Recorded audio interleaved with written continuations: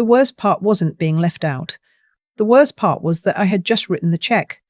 I remember standing at the kitchen counter, still holding the envelope, the final payment on the house I had co-signed for my son and his wife 4 years earlier.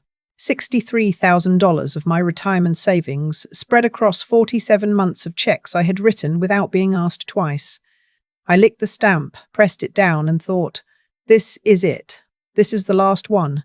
Now maybe we can breathe. 2 days later, my son sent me a text. Not a call. A text. 9 words. Mom, Thanksgiving is just going to be us this year. I read it 3 times. Then I typed back. What do you mean, just us? He took 40 minutes to respond. I know because I watched the clock. Heather thinks it would be better to keep the holiday intimate. Just her, me, and the kids. Her parents are coming in from Phoenix. You understand? I set the phone down on the counter next to the stamped envelope, and I stood very still for a long time. I did not understand. My name is Sylvia. I am 67 years old. I live, or I used to live, before all of this, in a 3-bedroom house in Raleigh, North Carolina, that my late husband Raymond and I bought in 1989 for $112,000. Raymond passed in 2018. Pancreatic cancer. 11 weeks from diagnosis to the end, which is its own kind of cruelty. After he was gone, the house felt like a museum of someone else's life. I kept his reading chair by the window for 2 years before I could bring myself to move it. My son's name is Jason. He is 38. He works in logistics management, which means he coordinates things for a living, though you would not always know it from the way he managed his own affairs. He met Heather at a conference in Charlotte in 2017. She is pretty and organized, and she has opinions about everything, including, as it turned out, about me. They got married in 2019. Small ceremony, outdoor venue, very tasteful. I paid for the rehearsal dinner. I paid for the honeymoon hotel, because Heather mentioned the one they'd booked had mixed reviews, and I didn't want them starting their marriage in a disappointing room. I paid for both of those things without being asked, because that's what I did. That's what I had always done. When they told me they wanted to buy a house, I didn't hesitate. Jason had some savings, but not enough for a down payment on anything decent in the neighborhood they wanted. Heather had student loans she was still managing. They needed a cosigner and cash infusion, and I was the person who could provide both. Raymond had left me in a reasonable position. Not wealthy, but solid, and Jason was my only child. So I co-signed the mortgage. I contributed $30,000 toward the down payment. And because the monthly payment was more than they could comfortably absorb, while also covering Heather's loans, I began writing them a check every month. Never the same amount, sometimes $800, sometimes $1,200, depending on what I could manage. Over 4 years, it added up. I never kept a running total. That felt too transactional, too much like keeping score against your own child. I just wrote the checks and told myself this was what you do. This is love made practical. After the text about Thanksgiving, I told myself I was overreacting. Heather's parents were coming from Phoenix. Maybe it really was just a space issue. Maybe it was just 1 year. I texted back that I understood and I hoped they had a wonderful holiday. I spent Thanksgiving alone that year eating a rotisserie chicken and watching a documentary about national parks. I told myself it was peaceful. I told myself I didn't mind. Christmas that year was also immediate family only, which now apparently meant Heather's side in addition to Jason and the children. I got a FaceTime call on Christmas morning that lasted 11 minutes. My granddaughter Lily, who was 6 at the time, showed me her new doll. My grandson Cooper, who was 4, mostly ran in and out of the frame. I smiled the entire time. When the call ended, I sat with the phone in my lap for a while before I got up to make coffee. In February, I drove over to bring the kids Valentine's Day cards and some chocolate. Heather met me at the door. She was pleasant, efficient. She said the kids were napping. She took the cards and the chocolate and thanked me. She did not invite me in. I stood on the porch for a moment, looking past her shoulder at the entryway I had helped pay for, the coat hooks Jason had mounted on the wall, the little bench where the kids left their shoes. Then I said goodbye and drove home. I called Jason that night. He said Heather had been stressed. He said she needed things to be calm. He said, "You know how she is, Mom." I didn't say what I was thinking. I said I understood. I drove home and sat in Raymond's old chair by the window, and I thought about what it meant to understand something you have not been given the option of refusing. The summer came. Jason texted to say they were planning a vacation, a week in the Outer Banks, a rental house on the water. The kids were so excited. He sent a photo of the listing. It was a beautiful house, 5 bedrooms, a private dock, a hot tub on the back deck. I looked at the photo and waited for the next text, the one that would say we'd love for you to join us for a few days. That text never came. A week later, I mentioned the trip in conversation, casually, asking how the planning was going. Jason said it was going great. He said Heather's sister and her family were coming too, which made it a full house. He said it's going to be a real family trip. I let a beat go by. Then I asked, "Are my family, Jason?" He went quiet. Then he said, "Mom, don't make this weird." I hung up. Not dramatically. I hung up. Not dramatically. I just said I had something on the stove and I'd talk to him later. Then I put the phone on the charger and walked out to the backyard and stood in the grass until the feeling passed enough for me to go back inside. That night, I sat down at the kitchen table with a pad of paper and a pen. I didn't plan to write anything specific. But once I started, I couldn't stop. I wrote down every check I could remember, every amount, every month, every occasion. The down payment, the monthly contributions, the rehearsal dinner, the honeymoon hotel, the new refrigerator when theirs broke in 2021, the dental bill for Lily's emergency root canal last spring that their insurance hadn't fully covered, the groceries I bought every time I visited. When I added it up, the number was larger than I expected. I stared at it for a long time. Then I opened my laptop and looked up the county property records. Because I had co-signed the mortgage, my name was still on the deed. I had known this in a vague way, the way you know things you've never had reason to think carefully about. But sitting there at the kitchen table with that number on my notepad, I thought about it carefully for the first time. I called my friend Beverly the next morning. Beverly is 71 and sharp as a tack, and she went through her own version of this with her daughter-in-law back in 2015, which is part of why I trusted her judgment. I told her everything. She listened without interrupting, which is one of her best qualities. When I finished, she was quiet for a moment. Then she said, "Sylvia, you have been paying rent to live in someone else's good graces and they've been taking the money and charging you extra anyway." I didn't say anything back, but I wrote that down too. I didn't make any decisions that day. I spent another 2 weeks just sitting with everything, watching to see if anything changed. Jason called once to talk about the kids. He didn't mention the Outer Banks trip, which by then had already happened.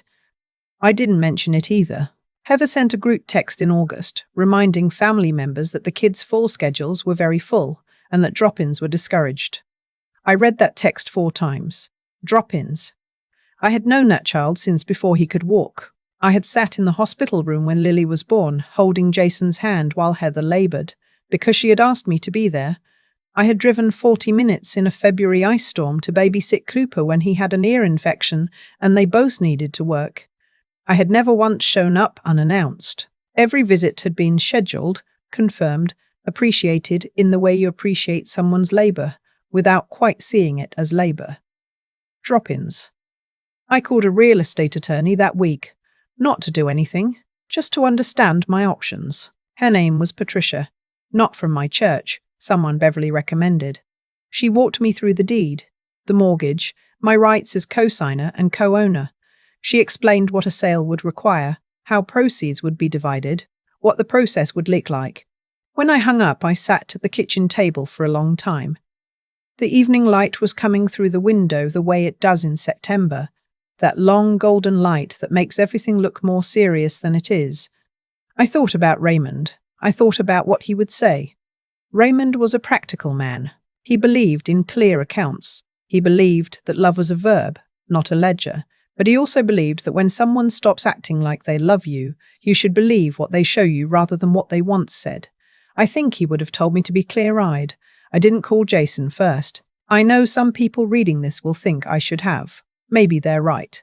But I had been having a version of that conversation for 2 years, quietly, patiently, in the small spaces between his reassurances and Heather's managed distances.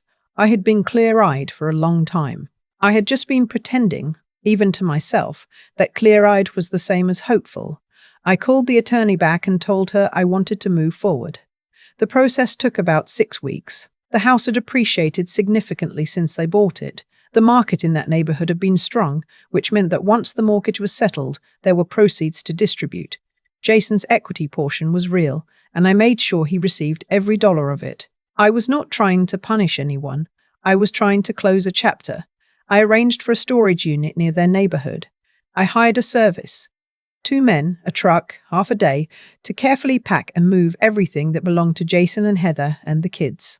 Every toy, every piece of furniture, every coat in the closet. I had the unit paid up for 3 months, and I put the key in an envelope. I did not throw anything away. I did not damage anything. I was not that kind of person, and I was not interested in becoming one. The new owners were a young couple, a teacher and a physical therapist. Early 30s, obviously excited. They closed on a Tuesday. I walked through the house one last time that morning after the movers had finished. The rooms were clean and empty. My footsteps echoed. I stood in the doorway of what had been the kids' room. Cooper's race car curtains were gone. Lily's little reading nook in the corner was bare. I let myself feel that. I didn't rush past it. I stood there until the feeling had its full say, and then I walked to the kitchen and left the storage unit key and a short note on the counter. The note said, "Jason, your belongings are safe. The key is enclosed. I paid 3 months. I love you. I hope someday you understand that this was also love. Mum." I left through the front door at 7:45 in the morning. I did not look back at the house.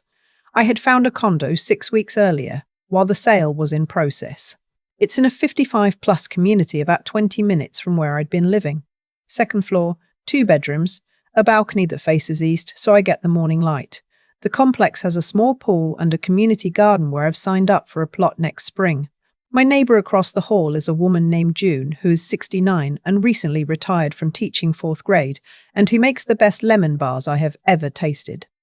I moved in on a Wednesday. By Friday, I had my books on the shelves and Raymond's reading chair by the window. It looked right there. It had always looked right wherever I put it, because it was his. Jason called on a Saturday, about a week and a half after the closing. Heather must have gotten a call from the new owner's real estate agent, because he already knew. His voice when I answered was something I hadn't heard since he was a teenager. That particular combination of furious and frightened, the voice of someone who has just discovered that the world does not pause for them. He said, "Mom, what did you do?" Not a question. A statement. I said, "I made a decision about a property that had my name on the deed. I made sure you received everything you were entitled to. Your belongings are in a storage unit and the address and key were left at the house."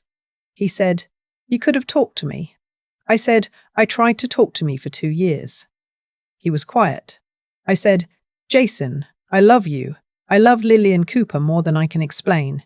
But I have spent 4 years contributing to a life that I was being slowly removed from.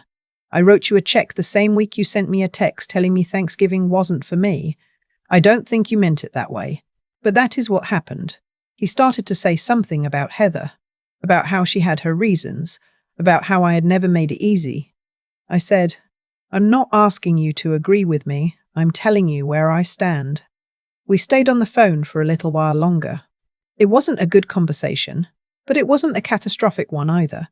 When we hung up, I made myself a cup of tea and sat on the balcony and watched a pair of cardinals in the tree below. The male one kept bringing things to the female, just little bits of nothing, seeds mostly. She would take them or she wouldn't, and he would go get more either way. That was 8 months ago. Jason and I have spoken several times since. The conversations are careful, like walking on ground you're not sure has fully hardened. Heather has not called. I did not expect her to. Cooper started kindergarten in September, and Jason sent me a photo. His backpack was enormous, comically so, and he was grinning so hard his eyes were nearly closed. I printed that photo and put it on my refrigerator. Lily called me last month, all by herself, from Jason's phone. She said she missed me. She said she missed my chocolate chip cookies, specifically, and could I make them sometime? I said, "Of course I can, baby. Whenever you want." She said, "Okay, Grandma," and then handed the phone back to Jason, who said, A little stiffly, "She's been asking about you." I said, "I know. I've been here. I am still here."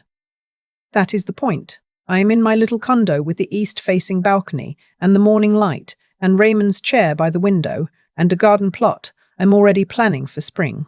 I have my church, I have Beverly, I have June across the hall who brought me lemon bars the first week and has since also brought me a cutting from her African violet because she thought I'd like the colour. I do. It's on the windowsill now, next to a photo of Raymond and a little wooden cardinal I found at the craft fair. I am not waiting to be invited back into my own family. I am not sitting by the phone. I am not performing any version of suffering meant to make someone feel guilty. But I am also not pretending anymore. I am not writing checks against my own future to buy a seat at a table I was slowly being removed from anyway. I am not convincing myself that patience and generosity and swallowed hurt are the same thing as dignity. They are not. I know that now. Someone asked me once, a few years before all of this, what I thought the hardest part of getting older was. I said it was learning which losses were permanent and which ones just felt that way. I still think that's true. I don't know what Jason and I will be to each other in 5 years. I don't know if Heather and I will ever sit in the same room without it being complicated. I don't know if Lily will remember, when she is grown, that I was the one who showed up, in the ice storm, on the hard days, with the cookies and the cards and the checks I wrote, because I loved someone and had not yet learned that love requires a witness to mean anything. But I know where I live now. I know whose name is on the deed.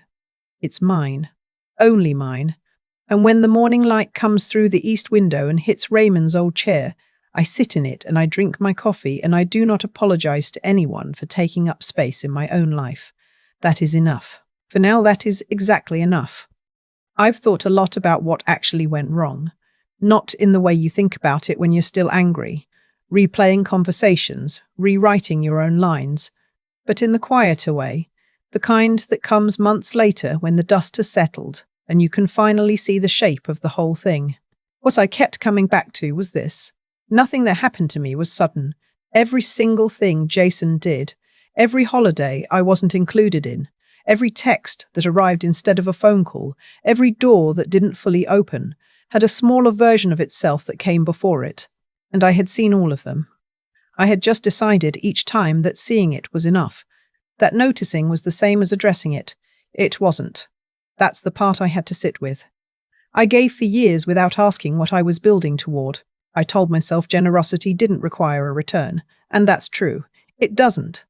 But there's a difference between giving freely and giving in a way that teaches the people around you that your needs don't exist. I taught Jason, without meaning to, that I would always be there and always be fine and never require anything in return. I taught Heather the same thing, and when people learn that lesson well enough, they stop checking. Not out of cruelty necessarily, just out of habit.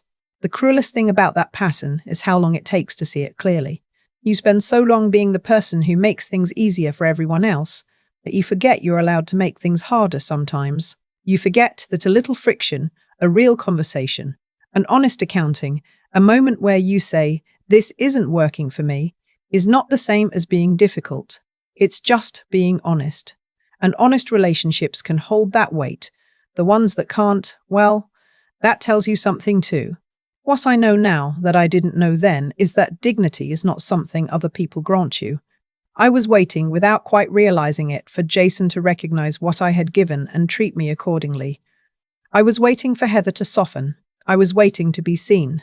And all the while I was writing checks and swallowing hurt and telling myself patience was a virtue, as if patience were the same thing as self-respect. It is not. Patience is waiting for something to change. What I was doing was waiting for something to change while also removing every reason it would. The morning I walked out of that house for the last time, I was 67 years old and I was afraid. Not of what Jason would say when he found out. I had made my peace with that. I was afraid that I had waited too long, that I had let so many years go by being the person everyone leaned on, that I had forgotten how to take up space for myself. But here's what I found on the other side of that fear. I was still there. I was still myself. The east-facing balcony and Raymond's chair and June's lemon bars and the African violet on the windowsill. None of that fixed anything. But all of it reminded me that a life belongs to the person living it, not to the people it was spent on. Lily called me last month. She said she missed me. That one small phone call, 1 minute, maybe two, held more honesty than years of managed distance ever had. And it cost nothing. Just a child who missed her grandmother and said so. That's all any of it ever needed to be.